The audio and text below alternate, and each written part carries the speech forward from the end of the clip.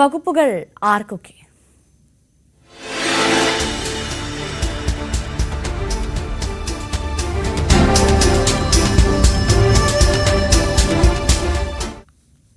മഹാരാഷ്ട്രയ്ക്ക് മഹായുതി അടുത്ത 5 വർഷത്തേക്ക് സ്ഥിരതയുള്ള സർക്കാർ നൽകുമെന്ന് മുഖ്യമന്ത്രി ദേവേന്ദ്ര ഫട്നാവിസ്.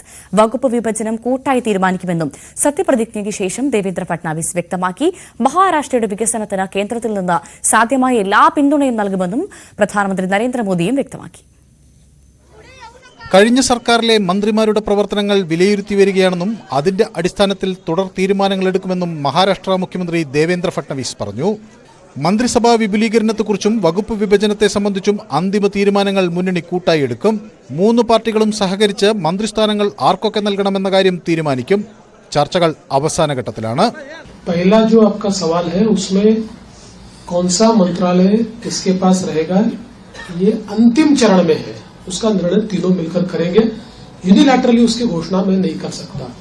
കഴിഞ്ഞ കുറച്ചു വർഷങ്ങളായി സംസ്ഥാനം കണ്ട തരത്തിലുള്ള രാഷ്ട്രീയ നാടകങ്ങൾ ഇനി കാണില്ല. 2019 മുതൽ 22 വരെ സംസ്ഥാനം ഒരുപാട് മാറ്റങ്ങൾ കണ്ടു.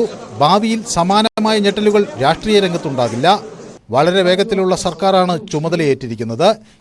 എല്ലാ വശങ്ങളും ചിന്തിച്ചു വേണം വേഗത ഉറപ്പാക്കാൻ എന്നും മഹാരാഷ്ട്രയുടെ പുതിയ മുഖ്യമന്ത്രി. ദേവേന്ദ്ര ഫട്നാവിസ്, ഏക്നാഥ് ഷിൻഡെ, അജിത് പവാർ എന്നിവർക്ക് പ്രധാനമന്ത്രി നരേന്ദ്രമോദി ആശംസകൾ അറിയിച്ചു. സംസ്ഥാനത്തെ ജനങ്ങളുടെ അഭിലാഷങ്ങൾ നിറവേറ്റുന്നതിലും നല്ല ഭരണം ഉറപ്പാക്കുന്നതിലും സാധ്യമായതെല്ലാം മഹായുതി സഖ്യം ചെയ്യുമെന്ന് പ്രധാനമന്ത്രി എക്സിൽ കുറിച്ചു. News desk, news 18.